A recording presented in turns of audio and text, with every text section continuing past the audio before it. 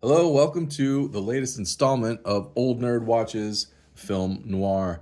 Today's episode is brought to you by a good friend of mine who suggested from my previous video where I got this movie, Stranger on the Third Floor. I picked this up at Goodwill a week or two ago. I made I made a video about everything that I got at Goodwill. This was one of them. I mentioned I was going to watch it. My good friend saw that and said, "Hey, why don't you talk about the movie?" So here I'm gonna talk about the movie. Um, Considered to be by many film historians, to be the first film noir, or maybe the film that started film noir. Uh, Peter Lorre's in it, and one other name that is kind of recognizable, and that's Elijah Cook Jr. is in it. Uh, the other people in it I didn't really recognize. This movie's from 1940. It is basically what I consider pulp fiction. Uh, and the reason I consider it pulp fiction, the movie is an hour and 4 minutes long. It gets in there, gets right to the story, and gets out. Uh, the reason it's considered film noir is because the star of the movie has a bit of a psychological crisis, and the way that they film and illustrate his psychological crisis is with very stylized sets, a lot of cross-cutting shadows in the scenes. Interesting fact I learned about this: the set director who worked on this movie went on after this to work on Citizen Kane, and anybody who's seen Citizen Kane knows how stylized the sets are in that film, and you can see it in the dream sequences that the protagonist of this film has when he's persecuting himself. His own conscious is persecuting himself because he he pointed to Elijah Cook Jr.'s character in this as the person who committed a murder when the Elijah Cook Jr.'s character was actually innocent. He after the character's found guilty, the protagonist has a crisis of conscience, and like I said, the way they illustrate that is through dreams and flashbacks, and a lot of that is done with that really cool German expressionistic type style.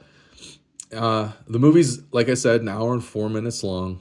It's I like old movies like this because, and I consider it pulp fiction because those movies, those stories back then, they had a moral lesson, and the moral lesson of this was basically you can't accuse someone without real proof.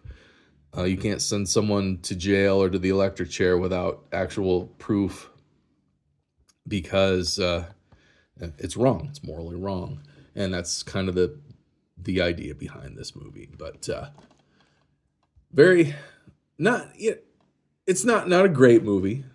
It's very interesting. I can see where this would be just the kind of movie that studios would have cranked out back in the day just to keep people coming to the theater on a Saturday afternoon and watch short pot boilers, I think they're called, like this. But it's interesting that this is considered the first film noir because you can definitely see it in there. It makes me wonder how many other movies around this time or just before 1940 were similar, maybe, that this whole film noir movement was springing up, and would eventually blossom into stuff like this. There's got to be some other ones that are like this, because there's probably some argument over whether this is the official first film noir movie or not.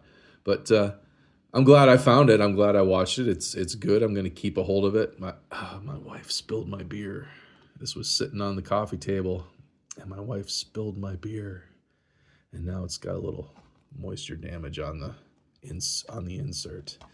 Luckily, the movie was in the Blu-ray player, so the disc is fine. The case seems to be fine. We dried everything off real nice. I didn't get upset. It's cool. This was what cost me $3 at Goodwill. It was in very nice shape. It still is, really. This is really the only problem, but I'll live. If I ever pop it into my player again, it'll just be to show somebody this is the very first film noir movie. So, the director, he only did a couple of movies. I'm not. What's his name? His name is Boris Inkster. He didn't do a whole lot of directing.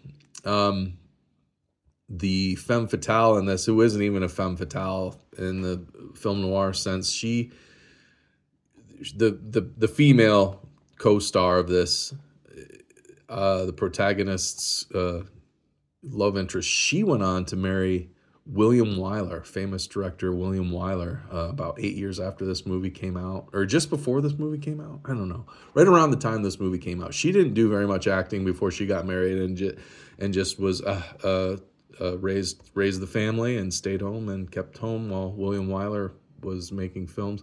So, and like I said, you'll recognize Peter Lorre. If you're a little bit more into movies, you'll recognize Elijah Cook Jr. as the wrongly accused in this.